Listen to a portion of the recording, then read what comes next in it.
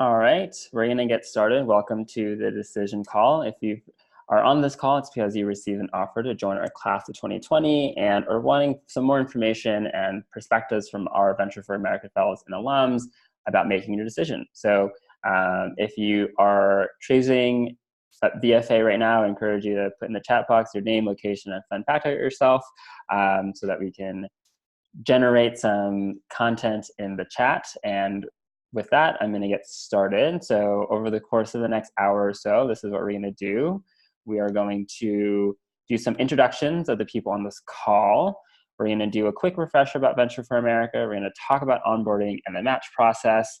And then we're going to do a fellow and alum roundtable where I will ask them some questions that they hopefully have prepared. And then the rest of it will be really time for you to ask your questions of the fellows and alums based on the things that you need to help you make your decision. So first things first, going to do some introductions. If you're hearing my voice, that is Winston Law. I am a Detroit 2016 alum. I work as a talent manager on the Venture for America team. I met almost all of you at Selection Day in New York a few weeks ago. So I don't want to spend too much time talking about myself because you know enough about me, but wanted to kick it off to the four fellows and alums who are on the call right now. And I wanted to start with Rana Mohammed. Ron, do you want to unmute yourself and make a quick introduction? Yeah, thanks, Vincent. So, hey everyone, my name is Rana. I am a 2019 fellow here in Detroit. I went to Penn State and studied international politics, so took a real big pivot when I joined Mattis, which is an IoT company focused in lighting controls, and I do a lot of customer success for them, but I know that title is kind of very vague, but it incorporates a lot. Fun fact, you'll start at startups, titles can mean something, but also probably don't. Thanks, Rana. All right, next up we have Mike.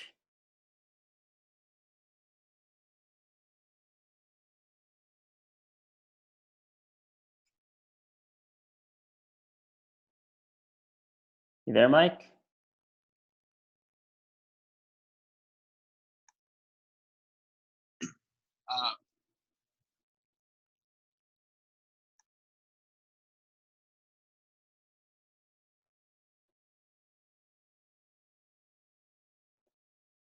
Mike, are you there?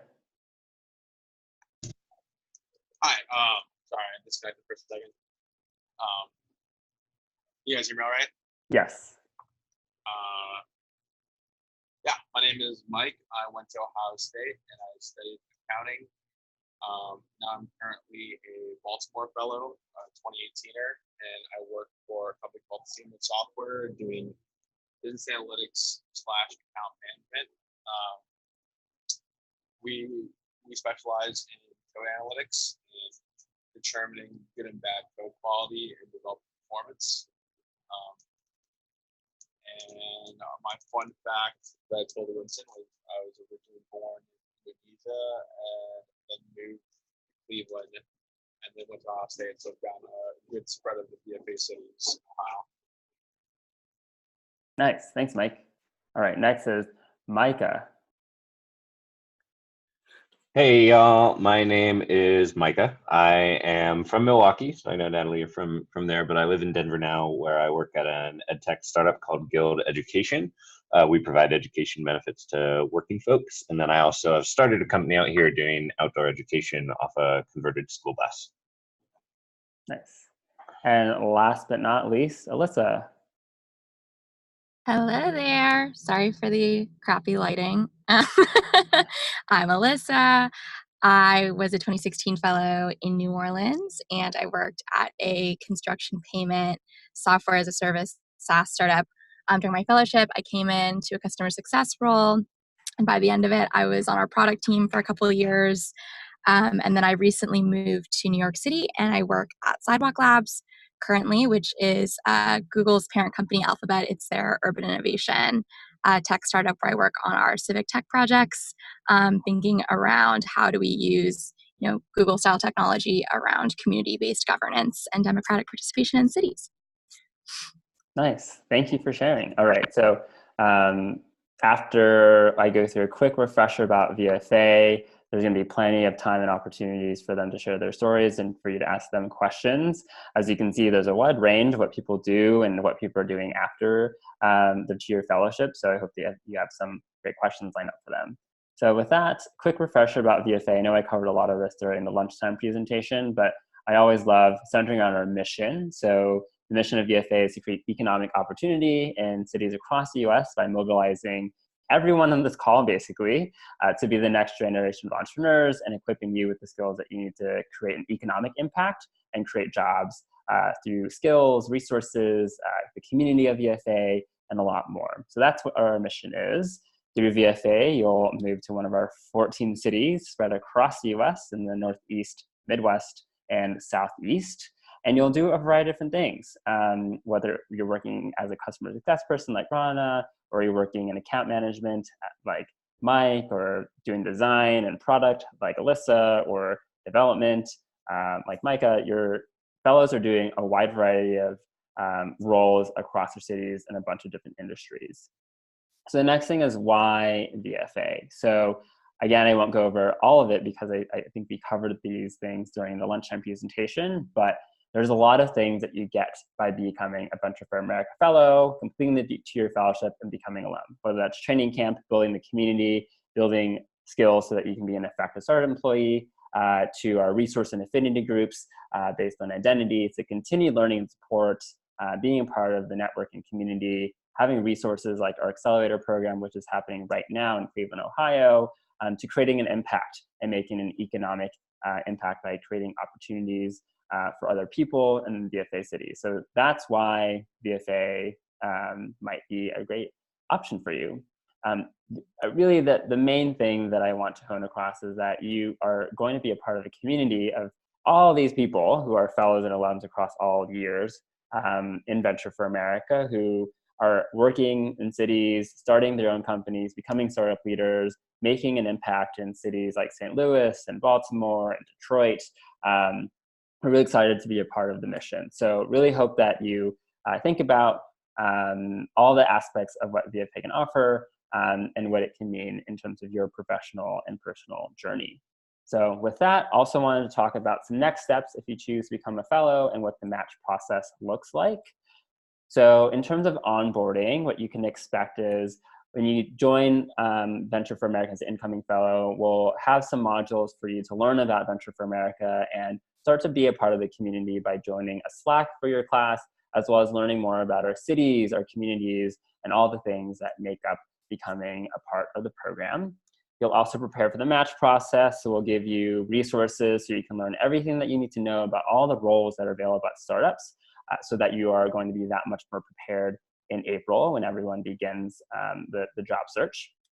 And then part of that will also be getting your resume, biography, and interview skills startup ready. You wouldn't be on this call if we didn't think that you would have an amazing ability to contribute to a startup, but we want to make sure that you have the best possible opportunity to get a job that's going to be a great fit for you. And part of that is learning about how to get a startup done, but also making sure that you're going to be able to articulate your ability to contribute and your enthusiasm and curiosity about the companies that will be starting to source in the new year. So that's what onboarding will look like between whenever you sign the offer and the next 2 weeks, all the way until when match starts in early April.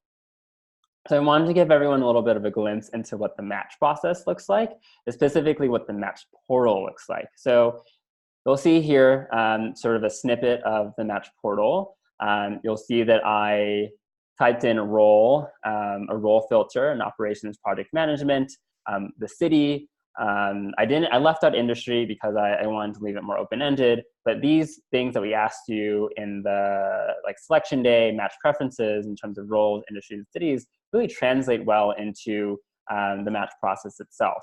And we wanted to get a sense of what you would want to pursue were you to become a fellow. So this is sort of an example. If I was interested in working in operations in St. Louis, LaunchCode is one such company that offers 2 of these roles. So I want to click into the candidate engagement associate role. And you'll see, if you click into that, you'll see more information about the company as well as what the opportunity is. And if you were to scroll down, you would see more things about responsibilities and other information to help you understand the role better. And if you're interested in this type of role, then there would be a button for you to what we call pitch that company, and basically send them a targeted cover letter about why you're excited about the company and how you think you'd contribute. So that's what the match process looks like on your end if you were to become a fellow. And then wanted to give you a glimpse about what it looks like from the company perspective. So this is what a company sees. They would be able to look through all the fellows who are in the class of 2020 and basically either connect with you. So not only do you have the opportunity to pitch companies, but they have the opportunity to pitch you as well, because they know that Venture for America fellows are going to be able to, at a baseline, really contribute to the company, and they want to make sure that they're finding a great fit. So they're able to bookmark you, look at your resume, look at your bio, see how you contribute to their company, and then connect with you as well. So this is what looking at Simbi's match profile would have looked like if I were a company, maybe a launch code, looking to hire a fellow. So this is Simbi's bio. They can access their resume, and this is all part of the match process. So I'm happy to answer more questions about that later. But that is basically most of the talking that I want to do. Just want to give everyone a quick refresher about everything. And now we're going to move into a fellow and alum roundtable, as well as a Q&A session. So I'm going to stop sharing my screen. All right.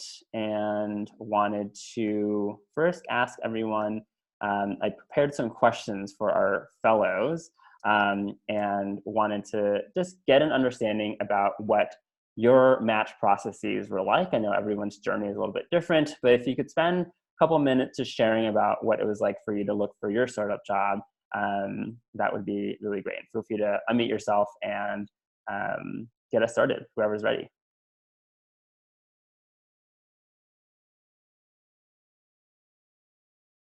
I can jump in if no one else is going to. Again, this is Mike. I'm out in Denver. I joined the fellowship a couple years after graduating, which I know we're generally in the minority, although there's a fair number of folks who do so.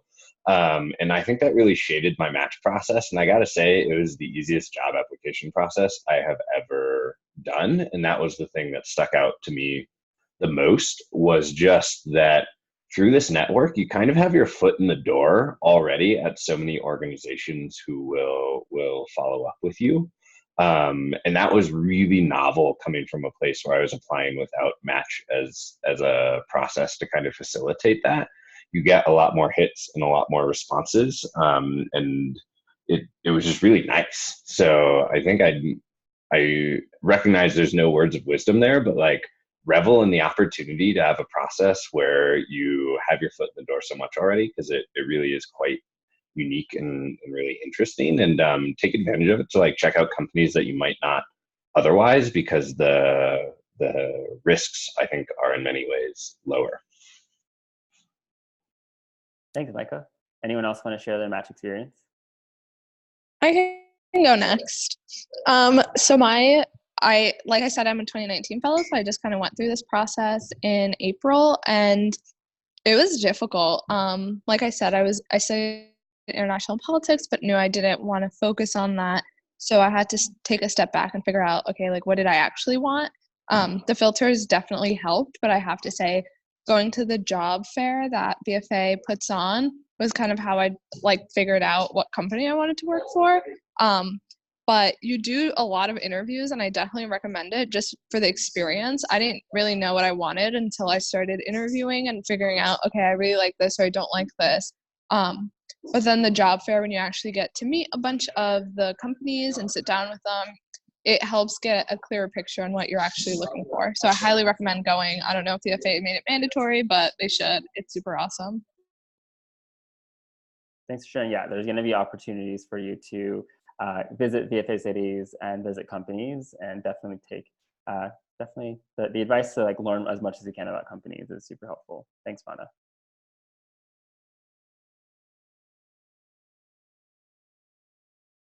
All right. I'll just chime in a little bit here as well. I'd say I would echo the other fellows' points, and also it got like better over time.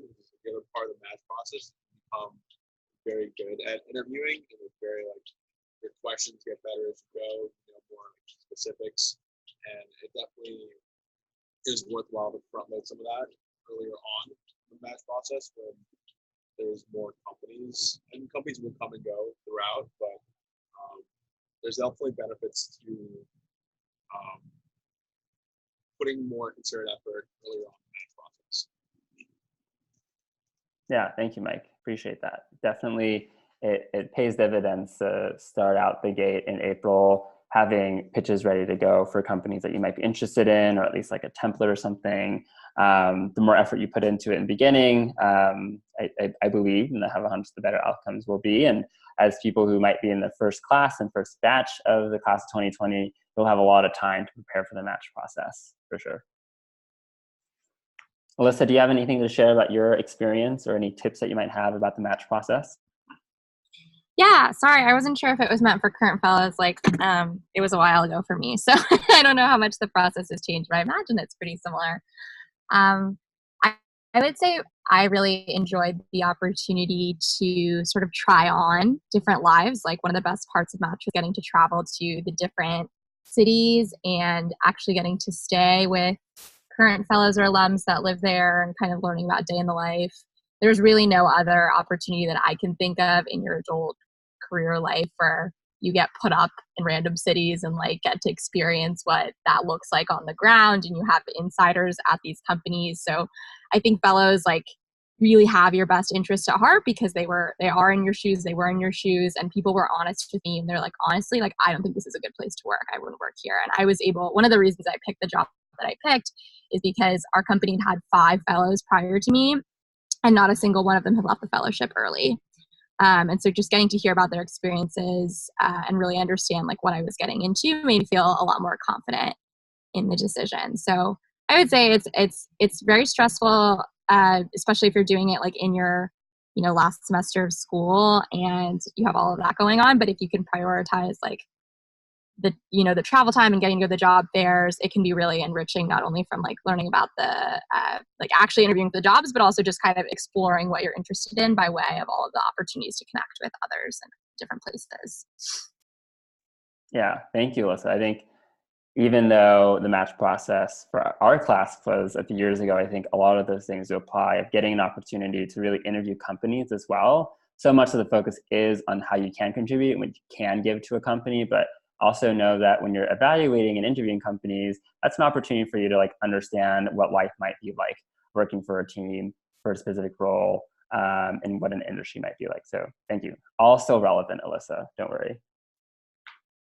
All right, my next question for fellows and alums on the call is if you could share a highlight of your fellowship experience, and if you could also share sort of a challenge or something that was difficult for you during your fellowship and how you overcame that. That would be super helpful, just to give a broad overview about what it might be like during the 2 years.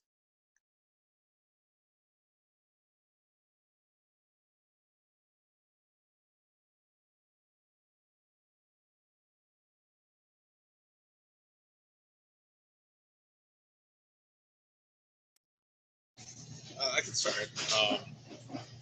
I would say one of the highlights coming into the fellowship was initially on from training camp, being able to live with other fellows in Baltimore, just that warm transition and having that sort of innate social like life right when you get to a new city. I'm just like differing from other of my friends that moved like new cities, like such as New York or San Francisco. It could feel isolating at times, but it was like it felt like very much a full-on fellowship experience when I was able to like show up in Baltimore and live with 4 other people that are fellows and have that positive experience right away. And then on the other side, one of the lowlights was I did transition between 2 different jobs in April, and I would say I guess a highlight of that low light was I guess I was not having a great time, and I think that's not super rare, but it does happen to fellows where they find themselves unhappy with their initial placement and then decide to switch. And the fellow network was really what helped me switch. My current company's team of software, there were 3 other fellows before me, and they sort of made that warm intro and got my foot in the door post match.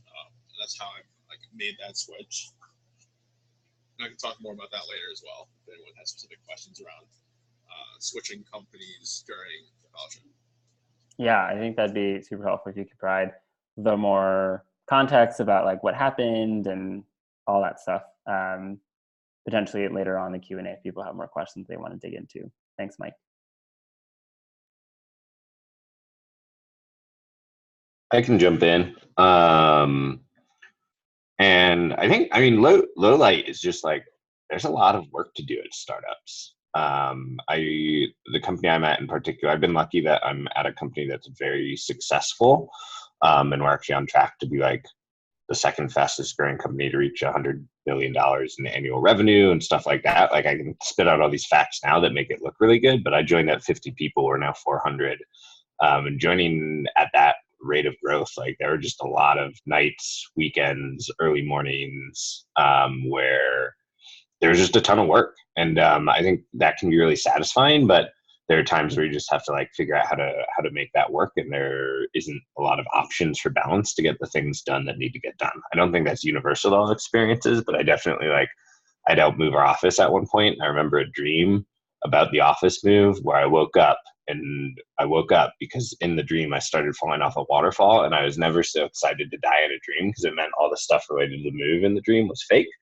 So like that was definitely like a low point, but I'd say the high point is VFA itself, as a support system and as a support network. And I'm saying that coming from Denver, where there's not even very many of us, but just the amount of resources, people, funding. I was launching my own org, and to be able to have a launch process, get funding, have people to talk to, coach you through it, whatever the case may be. Like VFA is just like a really well-run organization, and as someone who works in organizational development, that's something I appreciate in terms of the benefits that they offer fellows. And it was like 100% worth all the other experiences that I had. And I've just been so impressed by like the network of support that we've gotten, especially relative to my peers who are doing similar work, but without the benefit of the network. I can hop in. I think a high point of the fellowship is definitely the people. These are even like as great as the VFA staff is, and I truly love them, but even the fellows themselves, there's people that I've met through the fellowship that I would never have met prior, and just everything you can learn from that experience alone is truly worth the entire fellowship in my eyes. And also my job is so bizarre. You literally do anything and you get to see the impact. I've only been here for 2 months, and you're already playing such a critical role to an organization. So it's really cool to see what you can do in such a short period of time. I would say a low light is just generally having to move. Moving sucks. But other than that, things are getting better with that.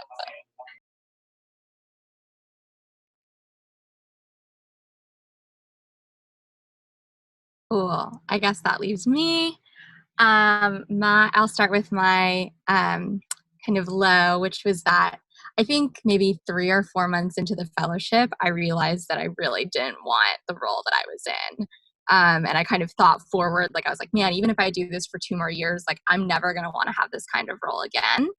And that was a disheartening feeling. I didn't really know what to do with it.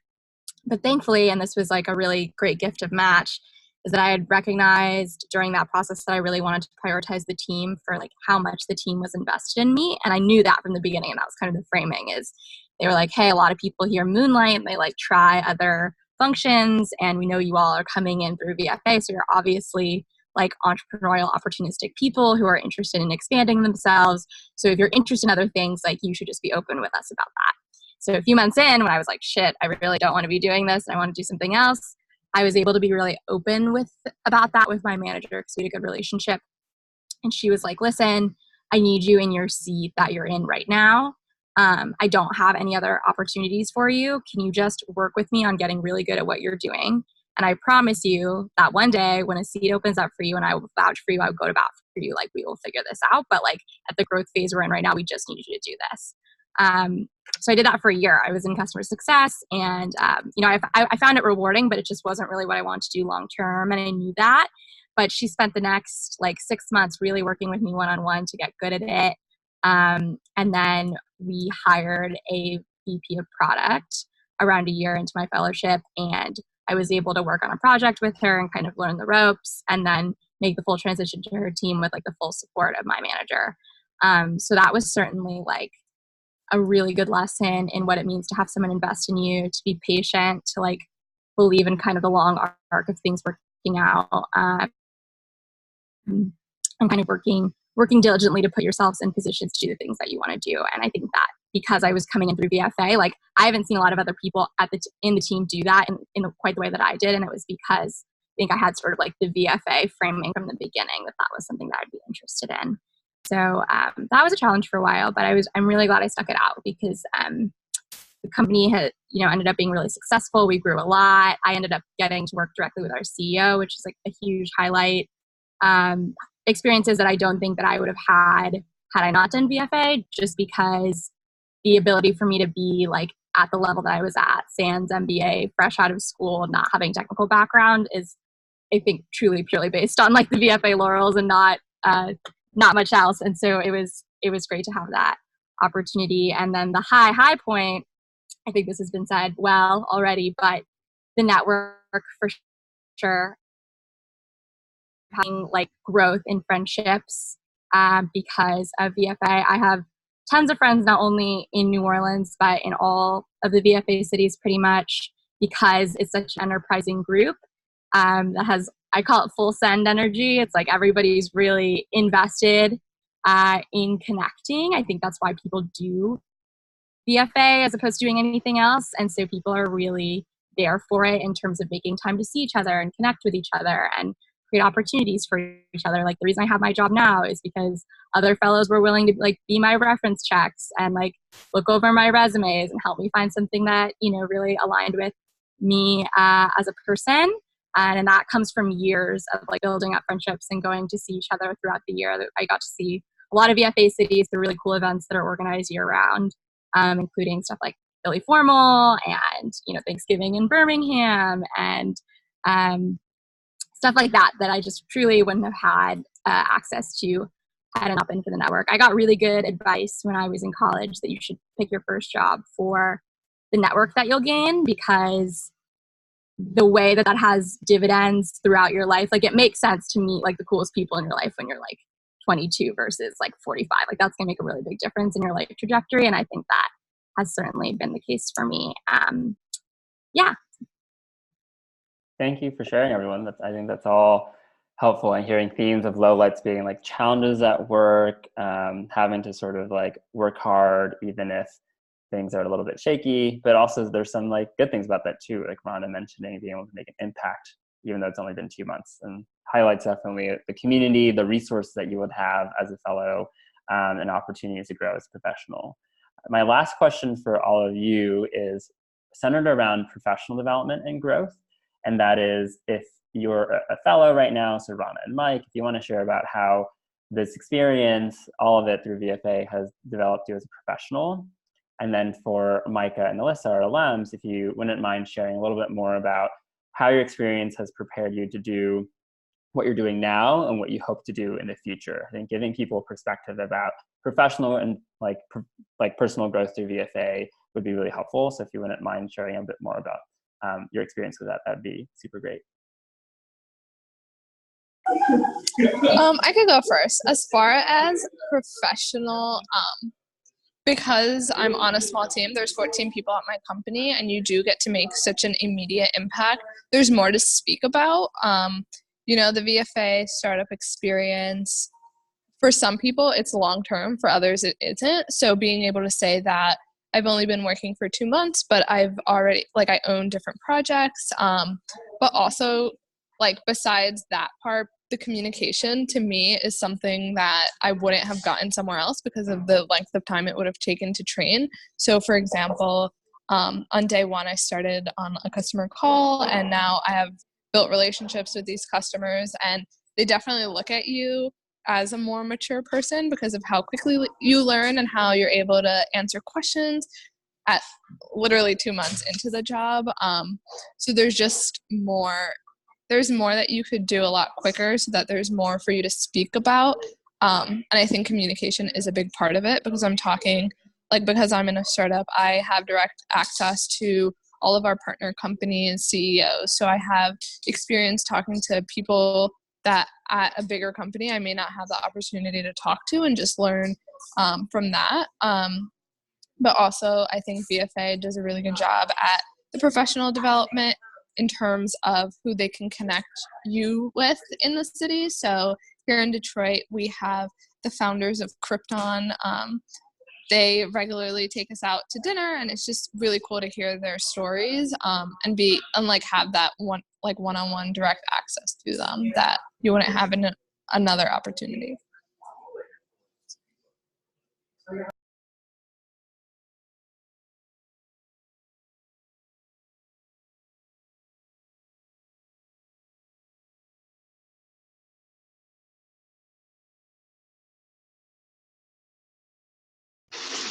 And I can speak on my experience next.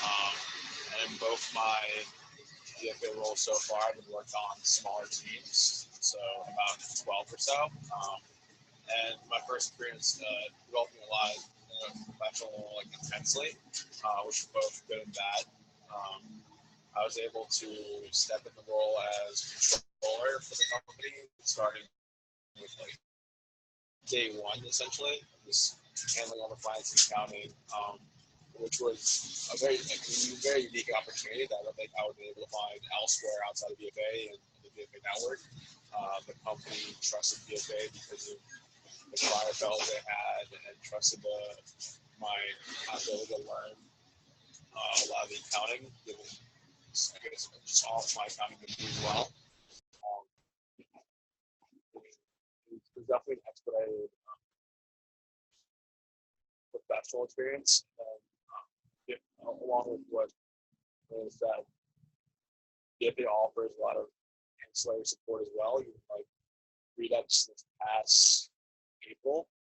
VFA offered training around negotiating salaries, managing up to your manager, and so forth and so forth. And I'd say aside from just those resources, again, going back to the other fellows, the other fellows were the ones I leaned on when I was learning all these different things around being a controller, right? It's there are other fellows who've been placed in the same boat that have had this experience that you can definitely lean on in your professional development as well, outside of just being strong personal practice. Yeah, and this just offers these new opportunities and gateways to smaller companies to really expedite your career.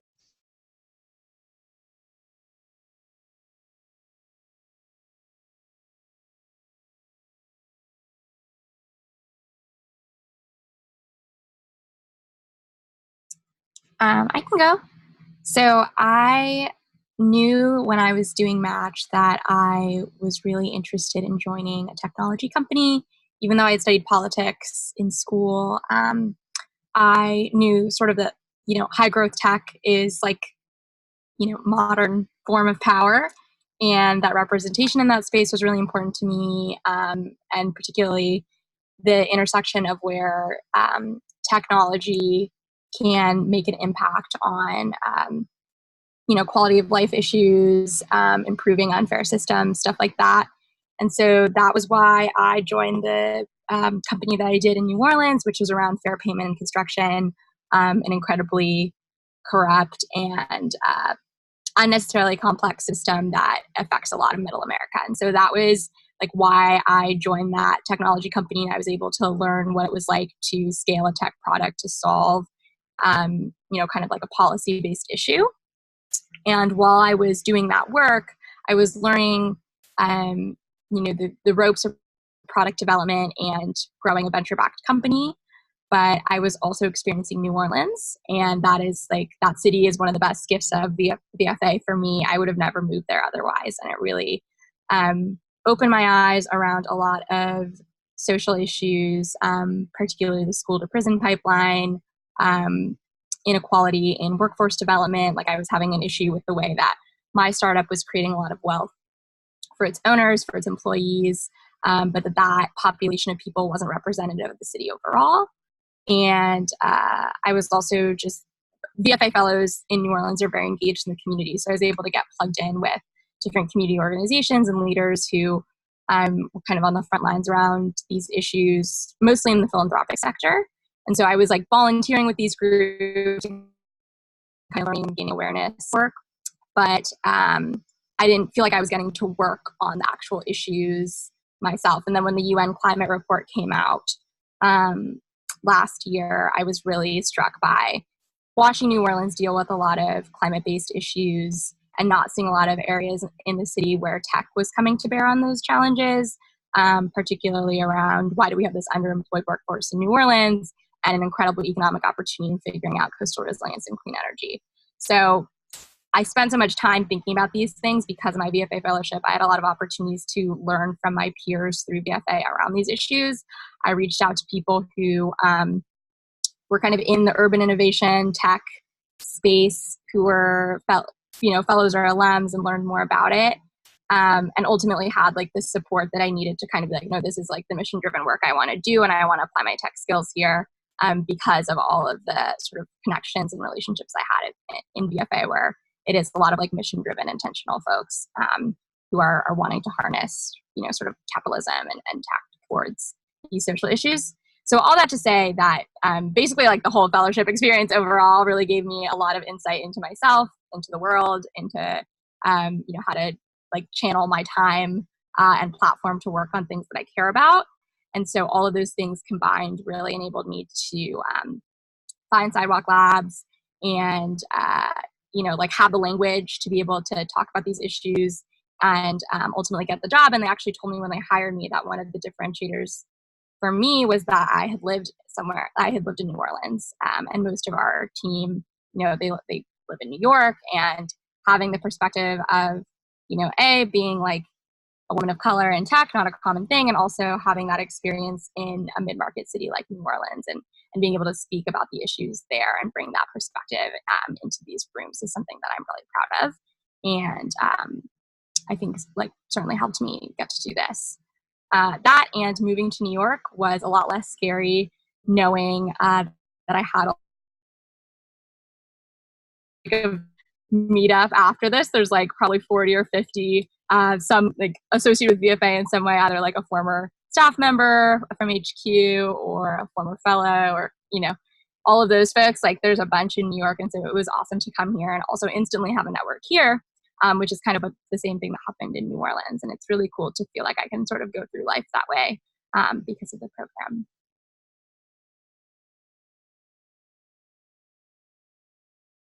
Yeah, I can jump in. And if I'm still at the company that I started at with VFA, so I really hope that my last couple of years at the company has prepared me for continuing to work at the company.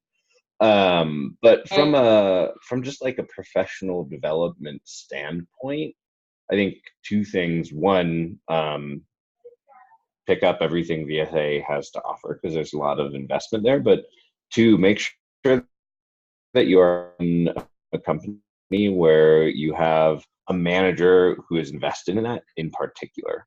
A company that has a broad commitment to it is important, and like I'm in this space, so certainly like it's worth asking about whether they have or have considered education benefits, or if they're early enough that they're like, what's a benefit? Then it's still worth asking if they'd consider investing in something like that. It's worth asking if they are willing and interested to send you to conferences or provide other trainings or opportunities. Those are all part of like the benefit and perks package that I think folks don't think about very much. And most startups are not thinking about that either. So don't necessarily expect a good answer, but do judge a company based on whether they give a warm response to that idea.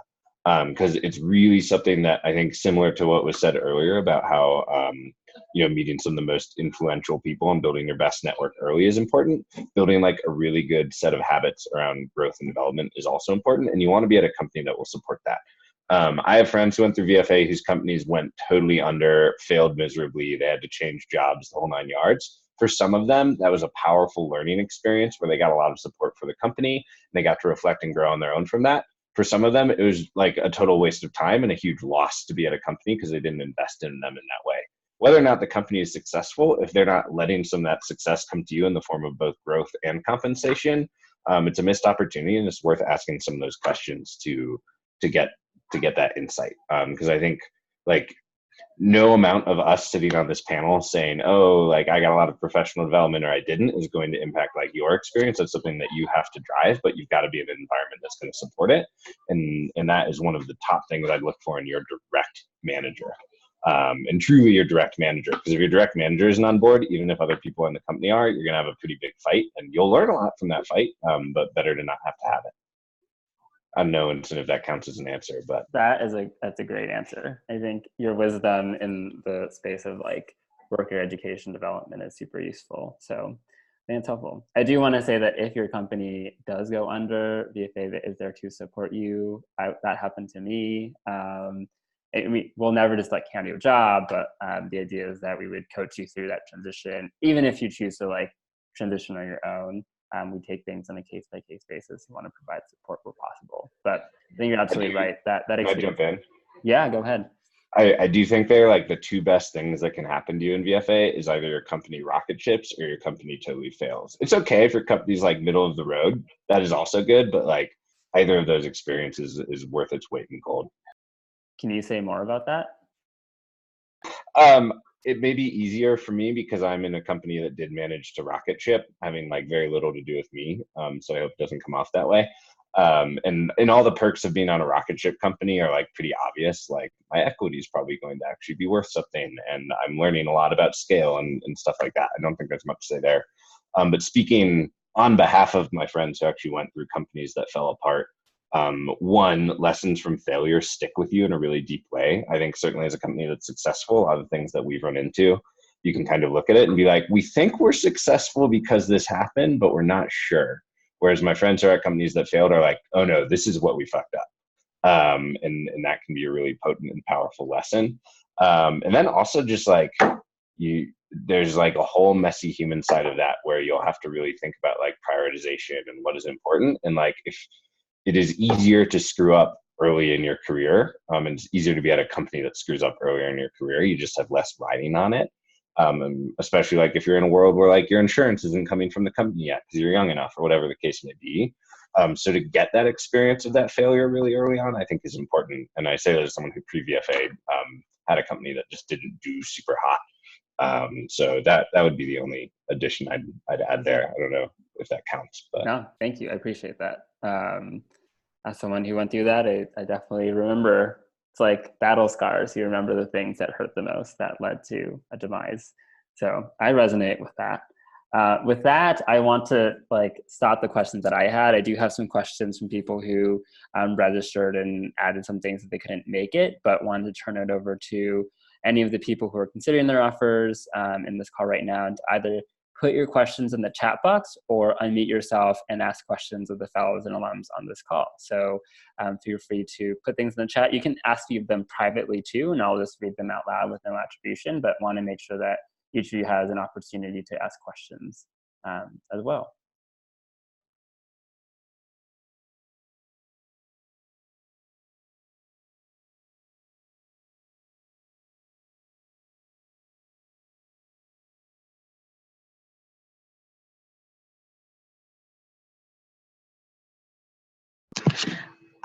I guess I was wondering if you could speak about the acceptance process and like what saying yes means and all of that. Yeah, and that's yes to the fellowship? Yeah. Okay. Yeah, so what that means is that you should probably have your offer letter right now that sort of outlines the expectations and responsibilities for the fellowship. So it means everything there. I would definitely lean on that. But I think from now until the match process, it means spending some time every week or bundling your time to prepare for the match process and the onboarding, whether that's filling out an onboarding survey, learning about different roles like what an account manager does or what someone in product management does, what someone in sales business development does, making sure that you're prepared. It might include networking with fellows and alums who are already in the cities. It could also include getting things ready to go in terms of your resume, your bio, doing a mock interview if that's something that you've identified as a need for yourself, because we want to make sure that you feel ready to go come April. So that is what that looks like. And then you start the job search in the match process in April. That runs for most people from April to June. Training camp happens in July, and then you move to your VFA certificate and start the actual 2 years in August. So hopefully that answers your question, and definitely lean on the offer letter in your inbox if you have any questions, and I'm happy to answer more specifics if you have them.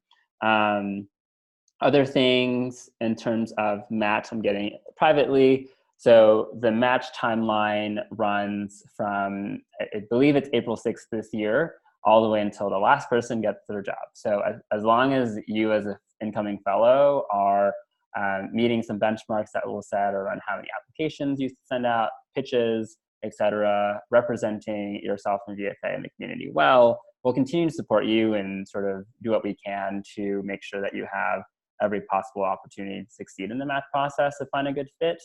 In terms of the number of jobs that are available, I believe we always start with more opportunities than our fellows. So on April 1st this year when match started, we had about 250 to 280 opportunities available.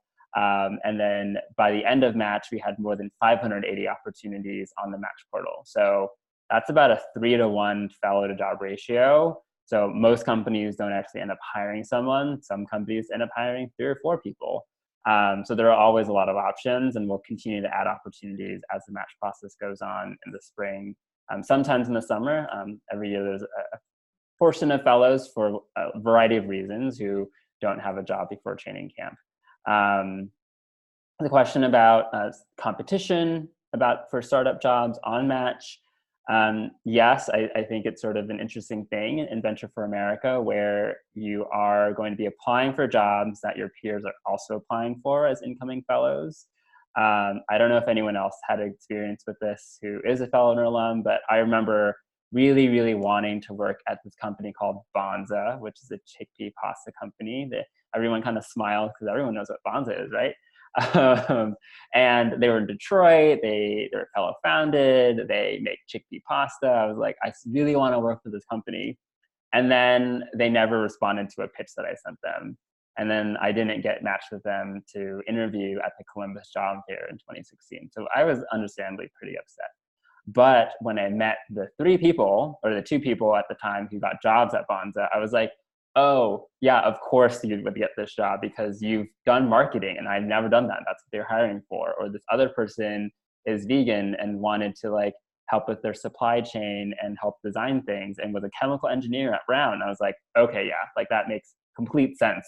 So I think the match process in a lot of ways is like dating because you're going to talk to a lot of different people and sometimes it will work out and sometimes it won't. But when you meet the people who get the jobs that you're really excited about, you're going to sort of realize why they were such a good fit and why that made sense. There's not a job that I applied for during my match process where I didn't meet the person who got that job and continued to be upset or sad. I was actually really happy for them and it made sense. Does anyone else have anything to share around startup options and the competition? Yeah. I think it's easy to fall into that competition mindset where you're like, I just need to get this job. I really like this job. And I remember going through it and Winston said, there was over 500 companies and I must have applied to at least 20 or 30 of them.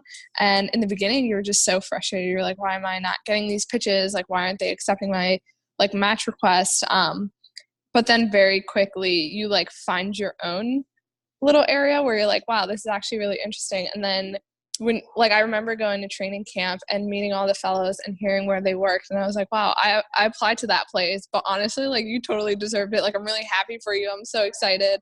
So I think the part of it is there's so much opportunity, so you're not going to get left out was a big thing that I didn't even realize until when I got to training camp. It's there are opportunities for everyone. So even if you don't get the one that you think is the one that you really want, you really never know what's out there. When I started match, I was focused on ed tech in Baltimore and I really honed it down.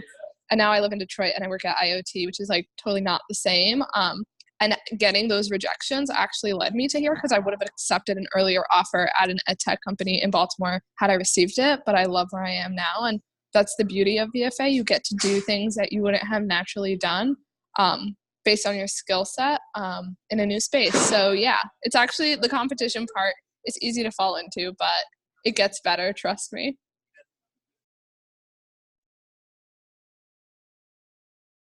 Yeah, and I would say it definitely is competitive between jobs, but it never feels competitive amongst the fellows. Like everyone's very supportive of each other.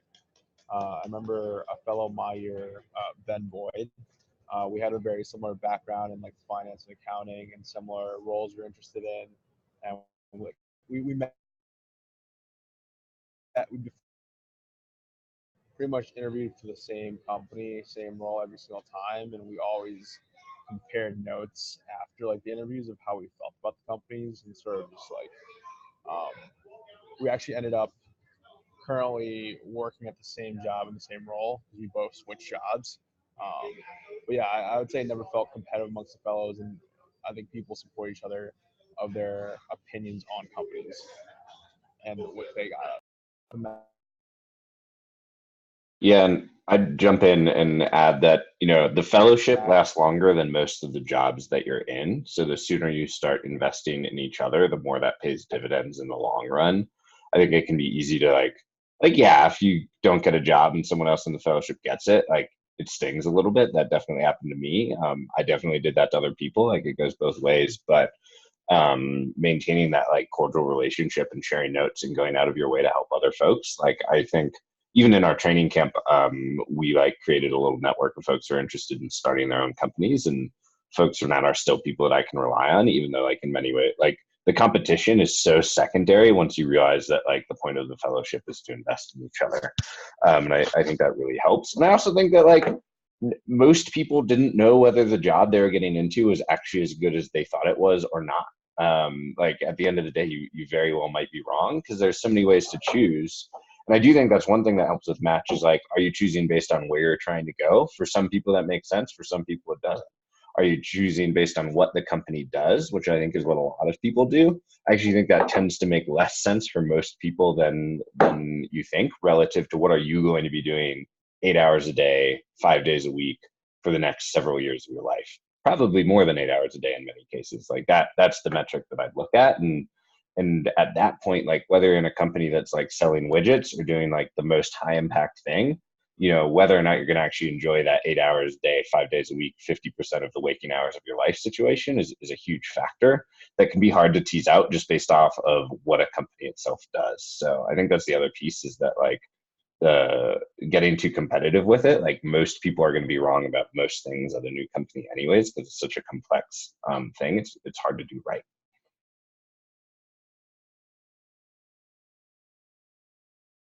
All right, thank you.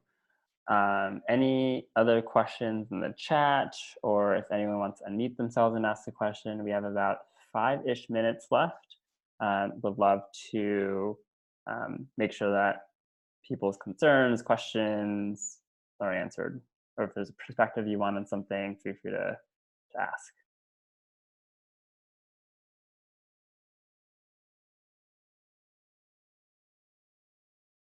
So we did have a question from someone who sent one in beforehand, who couldn't make it tonight on the live call, and that is, how is your budget set up to afford everything? So, question about salaries and life on a VFA salary. I do want to say that most people don't make the minimum salary, $38,000. A lot of people nowadays make an average of like closer to $45,000.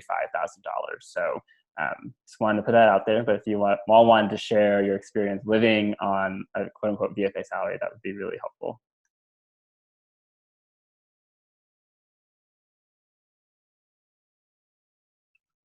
I can go. When I joined, it was the first year that there wasn't like a set 38, because before Red Star time, that was it. That was all you got. There was no really ifs, ands, and buts about it. And then my year, they changed it to be like minimum 38, but the company that I joined had hired so many fellows before me. They're like, you're not going to get different than what all the other fellows got. So I was like at 38 flat. No relocation bonus, none of that. I will say, like, New Orleans, the cost of living was so cheap. I think my rent my first year there, and this was like so cheap, but it was like less than $500 a month. And I lived in a house with like 4 other people, and that was really easy to get done with VFA.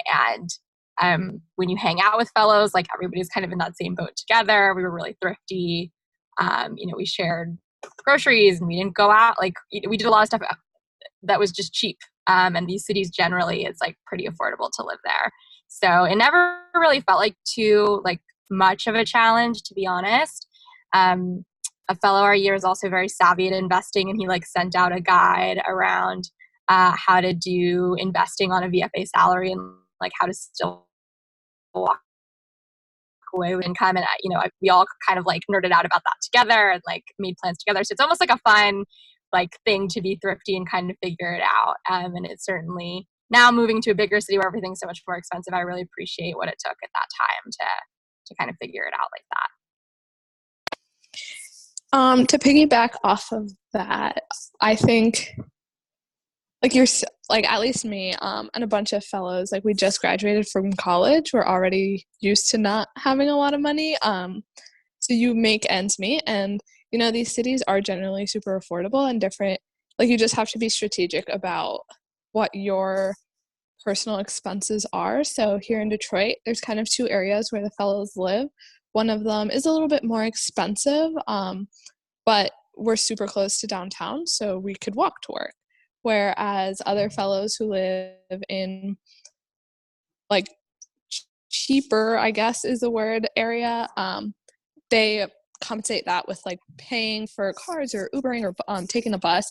So there's definitely ways to make it affordable. You just have to be a little bit strategic in the beginning and really plan it out. And I would definitely say research your city, find out like what your own comfortability levels are with how much you have to be spending. Like if you know that you have a car, like factoring that in and having that pre-offer is also really good so that you know what your limitations are and like, okay, like I have student loans, like how much do I need to be making to know that I could afford to have this living standard that I'm expecting, but also just being reasonable with yourself.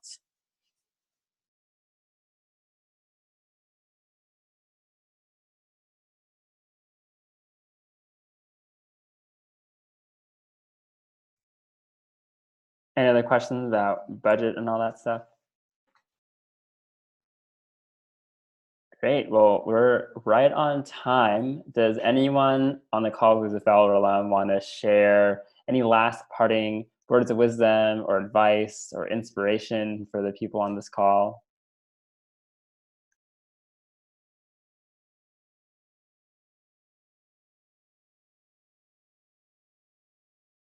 VFA was definitely the best choice of my adult job choices. Like having had 3 years without VFA and then having had 3 years with VFA, the 3 years with VFA were way better than the initial years. Coming out of college sucks. There's no way around it. It's like the darkest time in a lot of people's lives. VFA helps a ton with that.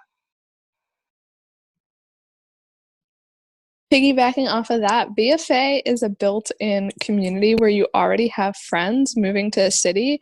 All of your other friends who are moving to DC or New York or other places, like it's a struggle to make friends when you're not in college. So having that pre-built-in community is so nice because then you can talk about things like investing, talk about like your salaries and how to make ends meet, or just other interests in general. So it's been super fun and truly like the best part of the experience.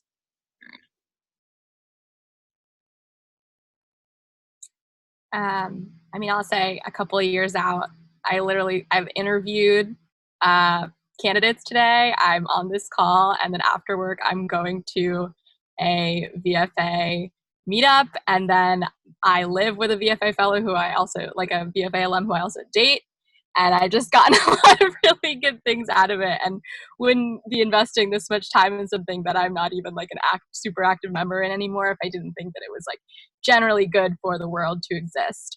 So I would say like, congratulations, because it's a really tough process. It's very selective, and like you all should be very proud of yourself for getting to this point, especially like, just the community of people that you had the opportunity to join is really exciting. So congrats and good luck, and always here to kind of chat if there's things that people want to bounce ideas around about. Yeah, and I'll just echo that too, of just like the amount of people that volunteer, like VFA, the fellows themselves, everyone's like full send energy. Everyone's super into it. Like the events we lead to, like Philly Formal, is fully fellow ran. Just like you'll never meet a different a set of people that are so passionate about just growing together. And in general, you can see it with the alums that are just still here today on this call, and just also overall anyone willing to take the call. I remember when I was originally an accepted fellow, I would reach out to fellows just on LinkedIn cold, and everyone would be happy to take a 30-minute call with the like incoming 2019 fellow or incoming 2018 fellow at the time. Yeah. Good luck with your decision, and congrats. Thank you, everyone. That made me feel so inspired, and thank you all for taking your time. If you're an accepted candidate, let us know if you have any questions. And if you're on this call as a fellow, feel free to add in your contact information if you do want to be reached. I know Micah did that, so feel free to do that, but no pressure. But also thank the four of you as well for taking some time out of your days, out of your work days, to share your thoughts and experiences, especially those of you who have been doing reviews of our applications and video interviews and volunteering at selection day and being on this call. I think it means a lot, and it speaks highly of sort of people's commitment to the community and investing in it, because it's more than just fun, yay, we get to do all these things together, but it really is contributing and being a part of the Venture for America community. So thank you all so much. I hope you all have an enjoyable evening, and feel free to let me know if you have any questions. Do note that the decision should be in by November 4th. If you have any of the questions or concerns about that, please feel free to email me as well, and you have my contact information. So good luck, and I hope you all have a great evening. Thank you, everyone.